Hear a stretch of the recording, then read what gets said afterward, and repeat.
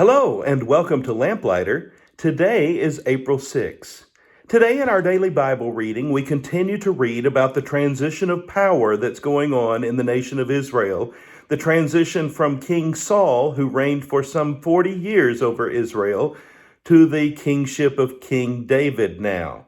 We have known for some time that David was going to be the next king of Israel. He had already been anointed by Samuel. We know that Saul knew that as well. Saul had been jealously pursuing David, trying on multiple occasions to kill him. We know that David has had multiple opportunities to kill Saul, but he refuses to do so because he sees Saul as the Lord's anointed. That shows you the great difference in character between King Saul and now the new king, King David. So as we make this transition, it's a time of mixed emotion probably for David, because there must be great relief, don't you know, that this chase that has been going on for years has finally ended. David is finally finding some inner peace, but he also recognizes it's time for him to step up and to bear the responsibility of leading God's people. David, being a man after God's heart, certainly wants to do everything according to God's will. So before he presumes the kingship, he asks God if it's time for him to go to Hebron and become king over Judah. God says it is, and so David follows through. Now, the kingdom seems to be somewhat divided during this time, and we'll talk about that in just a minute, some of the reasons for that.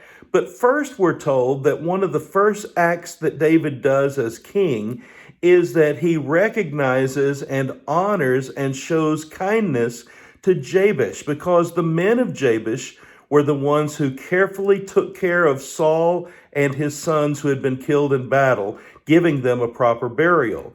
David certainly appreciated that, and he wanted to honor the men of Jabesh for their kindness.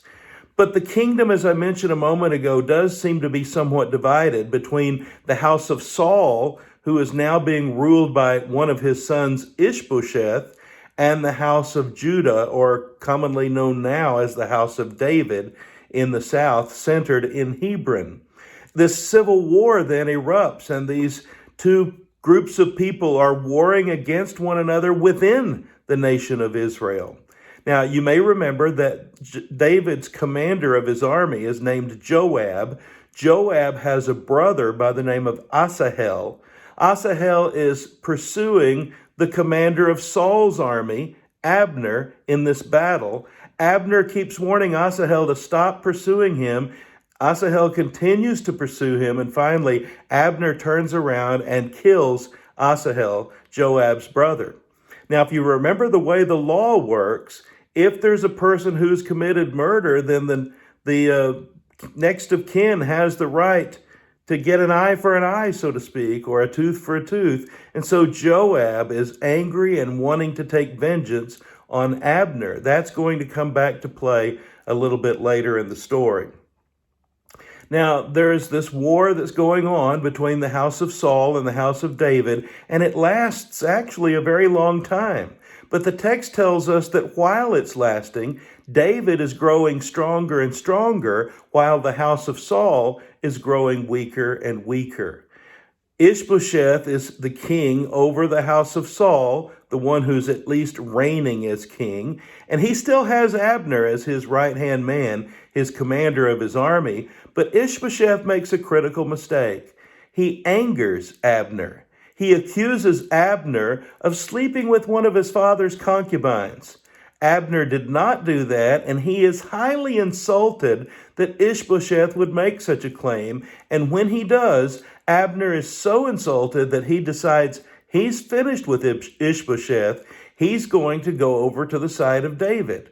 And he starts to make an alliance with David, a treaty with David to say, let's bring the whole nation of Israel together, and you can be king over all of the land. I'll do what I can to bring in the rest of the people from the north, and we can all be one united kingdom under the kingship of David. So David agrees and makes this alliance with Abner, but he does include as part of the deal, I want you to bring Michal back to me.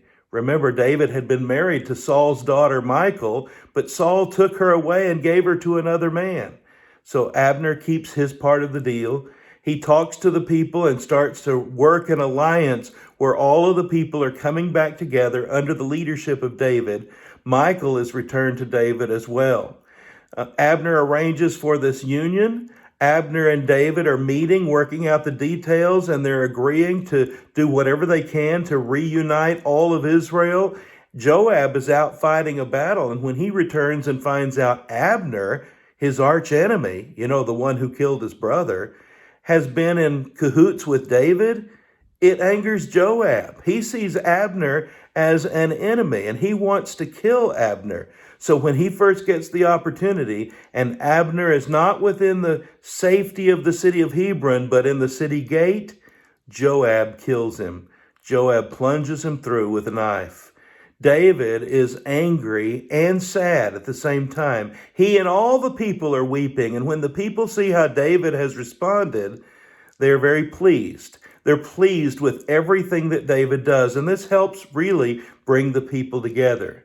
Then we read about Ishbosheth being murdered by a couple of people from his army, and they think they've done something great. They bring Ishbosheth's head to David, and they're boastful and they're proud. Look what we've done, and David is very upset. David punishes the murderers who think they've done something great. But it's very similar to the Amalekite that we read about who thought he was doing great by killing Saul. David takes very seriously those who are killing in either the Lord's anointed, in the case of Saul, or someone in Saul's family with whom he has made a covenant. So David punishes the murderers as well. David then becomes king over all Israel, and he reigns as king over all of Israel for another 33 years. Remember, this is a man after God's heart. God is going to bless David and his kingship and the nation of Israel under David for many, many years to come. This is all an unfolding part of that story that we've been reading all the way since the beginning of the year. Isn't it great to be a lamplighter? His word is a lamp to our feet and a light to our path. I hope you have a blessed day.